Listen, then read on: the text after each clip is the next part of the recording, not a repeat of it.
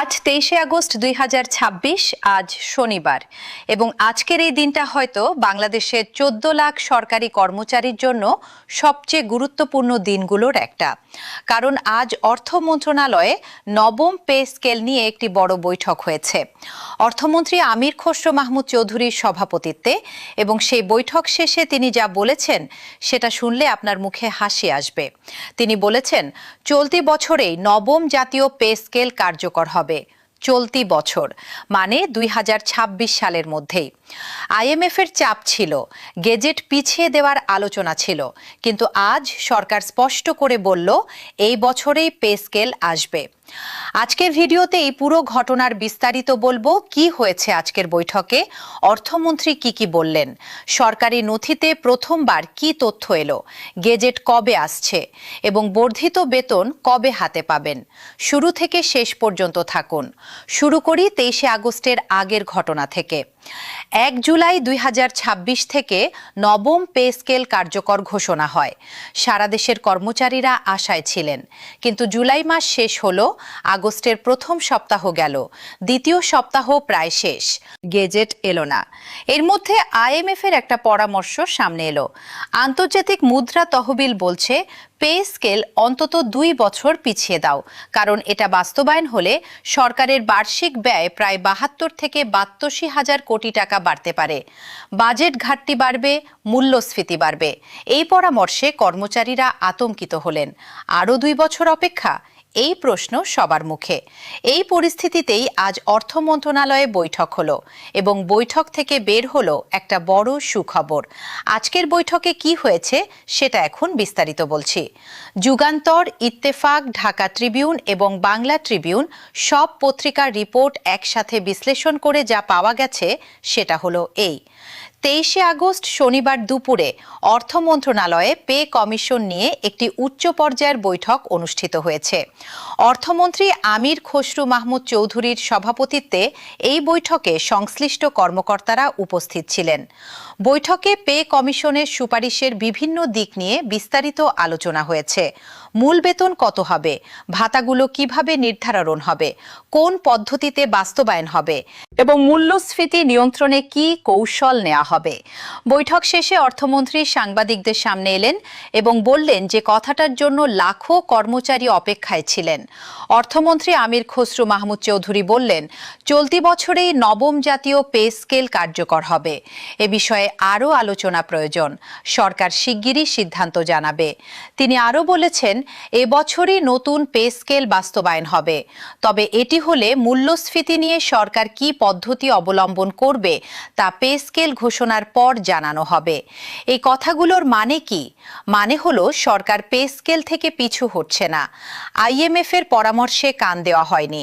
চলতি বছরেই বাস্তবায়ন হবে, তবে মূল্যস্ফীতি নিয়ন্ত্রণে একটা আলাদা কৌশল থাকবে। সেই কৌশলটা কি সেটা পে স্কেল ঘোষণার পর জানা যাবে। এখন সবচেয়ে বড় খবরটা বলছি, যে খবরটা এখন পর্যন্ত অনেক জায়গায় আলোচনা হয়নি। 23শে আগস্ট প্রধানমন্ত্রীর প্রেস উইং থেকে একটি ইবুক প্রকাশিত হয়েছে। শিরোনাম হলো জনগণের সরকারের 180 দিন। এই ইবুকটা প্রধানমন্ত্রীর কার্যালয় থেকে আনুষ্ঠানিকভাবে প্রকাশ হয়েছে এবং এতে প্রথমবারের মতো কোনো সরকারি নথিতে নবম জাতীয় পে স্কেলের তথ্য অন্তর্ভুক্ত হয়েছে। এর মানে কি? এর মানে হলো পে স্কেল এখন শুধু মুখের কথায় নেই, সরকারের আনুষ্ঠানিক নথিতে স্থান পেয়েছে। এটা একটা বড় সংকেত। যখন কোনো বিষয় সরকারের আনুষ্ঠানিক নথিতে আসে, সেটা বাস্তবায়নের দিকে এগিয়ে যাওয়ার একটা স্পষ্ট ইঙ্গিত। এই ইবুকে শুধু পে স্কেল বাস্তবায়নের প্রতিশ্রুতি নয়, বাস্তবায়নের পদ্ধতি ও প্রক্রিয়া নিয়ে বিস্তারিত তথ্যও আছে। এটা এখন পর্যন্ত সবচেয়ে শক্তিশালী সরকারি সংকেত। এখন একটু পেছনে ফিরি। 1 জুলাই থেকে আজ 23শে আগস্ট পর্যন্ত এই 50 দিনে কি হয়েছে সেটা একটু দেখি। 1 জুলাই পে স্কেল কার্যকর ঘোষণা। আগস্টের 4 তারিখ অর্থ মন্ত্রণালয় জানায় গেজেট শিগগিরই আসবে। মন্ত্রিসভার অনুমোদনের অপেক্ষা। অক্টোবর সবচেয়ে সম্ভাব্য মাস, কারণ অক্টোবরে থাইল্যান্ডে আইএমএফ এর বার্ষিক সভা হবে। সেই সভার আগেই সরকার পে স্কেল ঘোষণা করে একটা সম্পূর্ণ বিষয় তৈরি করতে চায়, যাতে আইএমএফ এর সাথে বৈঠকে পে স্কেল একটা আলোচনার বিষয় না হয়ে একটা সমাপ্ত ঘটনা হয়। এবং অর্থমন্ত্রী নিজেই বলেছেন, মন্ত্রিসভার অনুমোদন মিললেই গেজেট জারিতে বেশি সময় লাগবে না। মানে মন্ত্রিসভার অনুমোদনটাই এখন সবচেয়ে বড় ধাপ। সেটা হলেই গেজেট আসবে, এবং সেটা এখন শুধু সময়ের প্রশ্ন। এখন গ্রেড ভিত্তিক হিসাবে আসি।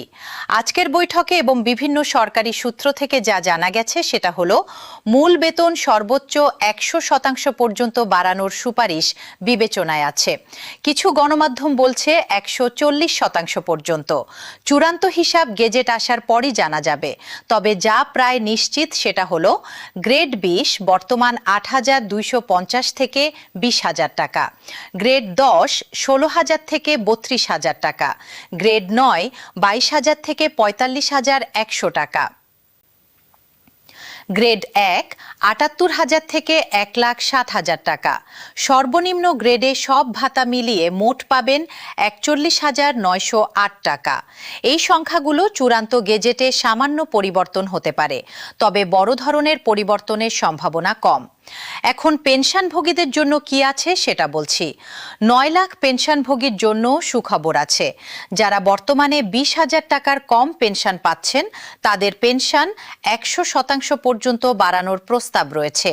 75 বছরের বেশি বয়সীদের মাসিক 10,000 টাকা চিকিৎসা ভাতা, টানা 15 বছর চাকরির পর স্বেচ্ছায় অবসরের সুযোগ।